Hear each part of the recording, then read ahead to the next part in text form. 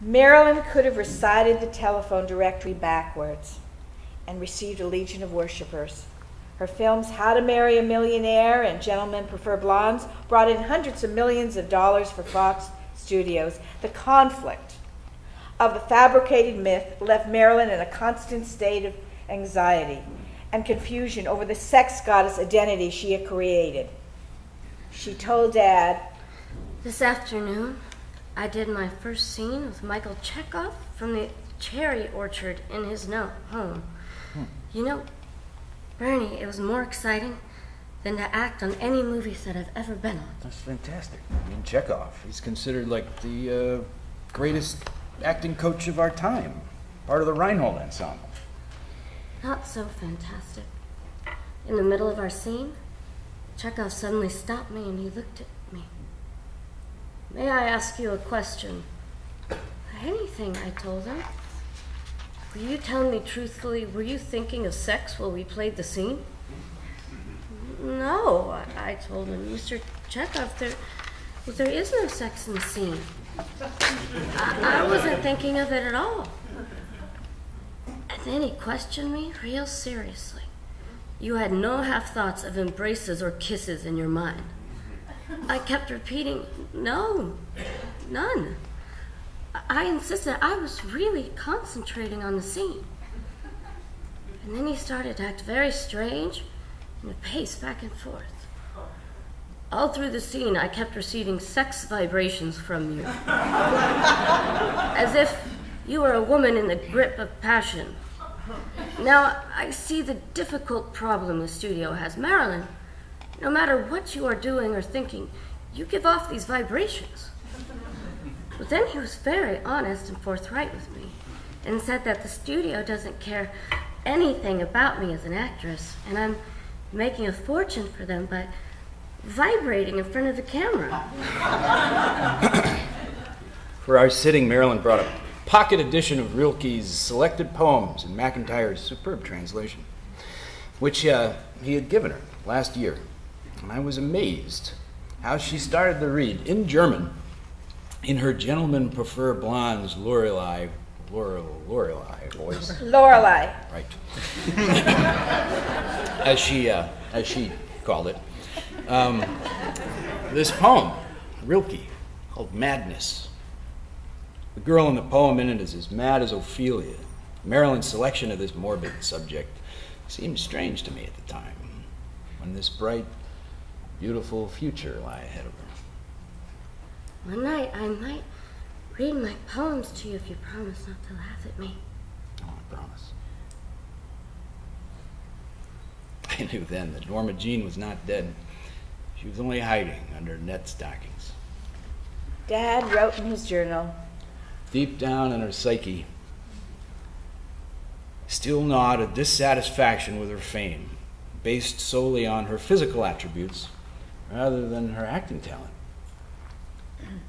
Marilyn was more determined than ever to fight it out with the studio for more serious roles. But for the time being, she was enjoying a very happy period in her private life through her whirlwind romance with American sports idol, the great baseball hero, Joe DiMaggio. Norman Roston, a close friend of Marilyn's, once expressed, "Whatever the reasons, her inability to have a child was to loom as a crucial disappointment in her life." The following photos were taken within seconds of each other backstage at the Hollywood Bowl for the Danny Thomas St. Jude Children's Hospital charity. Dad said that these photos showed clearly Marilyn's dual personality. Marilyn once admitted, "It takes me 5 hours to become Marilyn."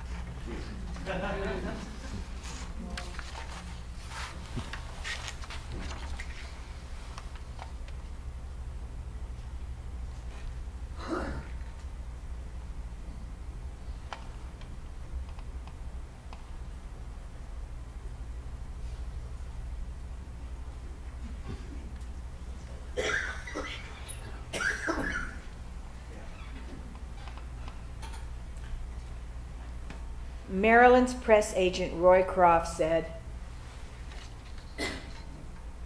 She had such magnetism that if 15 men were in a room with her, each man would be convinced that he was the one she'd be waiting for after the other guys left. Isn't that wild? Wow. Okay.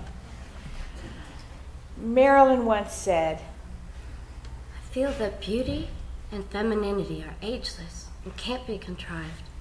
And glamour, although manufacturers won't like this, cannot be manufactured. Not real glamour, it's based on femininity. I think that sexuality is only attractive when it's natural and spontaneous.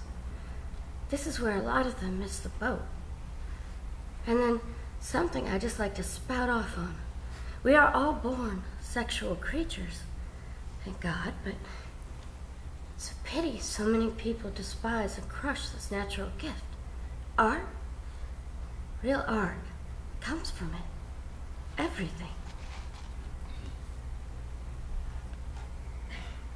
Chapter 5, The Beginning of the End, Hollywood, 1954. They were doomed from the beginning. You could say that fame was the cause, her fame, his. They didn't have a chance, and yet they were the great American love story, Marilyn and Joe. The romance played out like fiction. It was inevitable that fiction and fame would shadow the truth.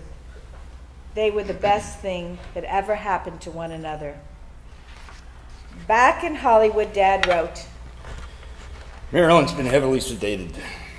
I haven't been able to reach her on the phone, break through the cordon of her retinue. Days are passing without a response from her. In the meantime, the Translux Theater and the adjoining Lexington Avenue stores, they're being rebuilt on the Fox lot. I'm beginning to get concerned, not only about a set appointment for my cover portrait, but about Marilyn's fragile emotional state right now. Being manipulated by these self-serving strangers. I'm sending to her home a set of her color Norma Jean first sittings as a memento. I'm writing a message. Our familiar Marois aphorism: when you attain success, retain the qualities that brought you that success. Dad wrote in his journal, I phoned Marilyn's house and the publicity department. No one answered. Feeling completely dejected, I drove home, unconsciously taking the route via Palm Drive, and I saw the biggest assembly of Hollywood press I had ever seen in my Hollywood career. I quickly parked my car and I raced with my cameras to find the sad news that Marilyn would be coming out of her home any minute to announce her separation or divorce from Joe. I never loved anyone more than Joe. Dad wrote, we understood each other momentarily, as we had so often in the past. As Marilyn listlessly withdrew her hand to dry her tears, real ones, not glycerin, I shot the naked human creature behind the goddess, the fragile doll of Offenbach's Tales of Hoffmann. It was the beginning of the end. In Hollywood, Marilyn had to be on the set of the reshoot, and only a few days after she announced her divorce to Joe. A series of completely candid photos I was able to shoot on the last days of the Hollywood set of 7-Year Itch shows better than any wordy essay the split personality of Norma Jean Marilyn.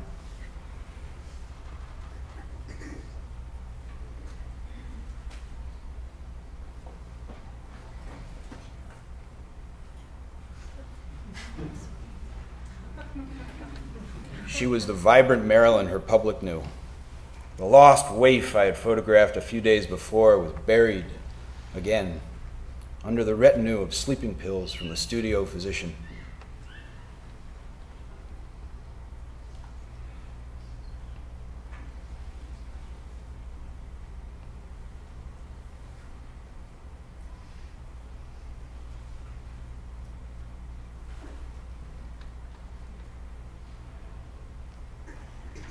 Chapter My 6. fans want me glamorous. Well, it could be that also. I won't let them down. Chapter 6, Requiem, 1962, 2011. Reading Dad's journals and piles of notes in a disarray from the first day he met the teenager Norma Jean to the endless paragraphs on her emotional demise was difficult. Untangling the investigation into the sensationalism, embracing her passing, was a challenge. I discovered this bittersweet photograph of Marilyn and Joe looking happy together in a fishing trip just a few months prior to her death, holding hands, walking along the shore of a beach in Florida. And I couldn't help wondering whether there was a chance of real happiness for Marilyn if she and Joe had remained together. Had timing once failed them, and were they rekindling their love? A week before her passing, Marilyn visited Cal Neva, a resort in Lake Tahoe, partly owned by Frank Sinatra. A bellman told a guest that he had seen her at dawn by the pool, and that on this particular day she had come to the pool at 6 in the morning, and was afraid she was going to fall in. He started to head towards her when suddenly he noticed she wasn't looking at the water, but towards the hill. He followed her gaze, and standing there on the top of the hill was Joe DiMaggio. They stared at one another for the longest time, neither one moving, and then she turned and went back to the cottage. My intuition was right.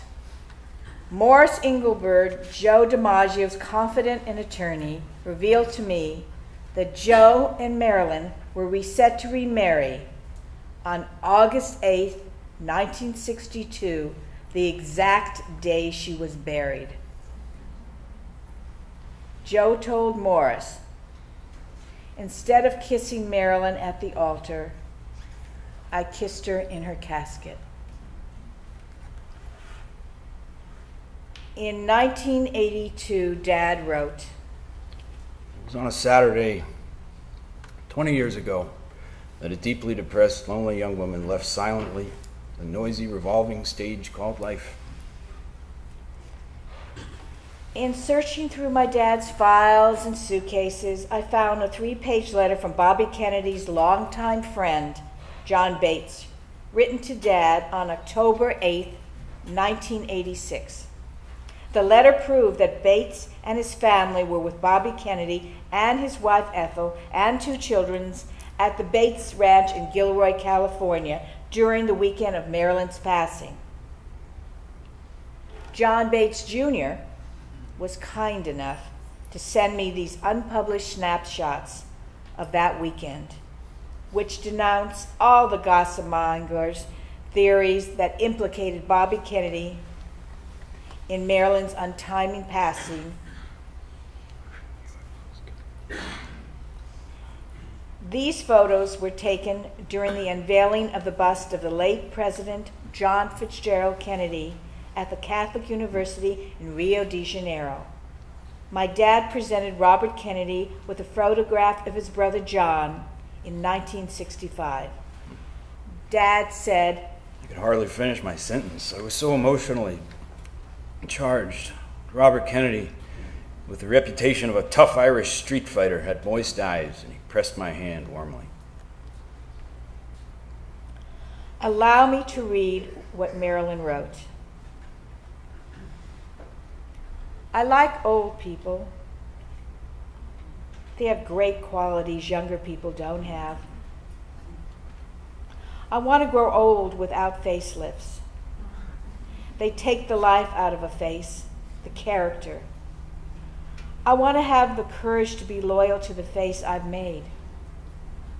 Sometimes I think it would be easiest to avoid old age, to die young. But then you'd never complete life, would you? You'd never wholly know yourself. Did you discover Marilyn Monroe? My camera and myself, we have been most influential in her meteoric career. And he came to my sitting into the studio and said, Mr. Bernard, can you take some sexy pictures of me? So I said, all right, we do this. But you're to me the girl next door type. She had a peaches and cream complexion.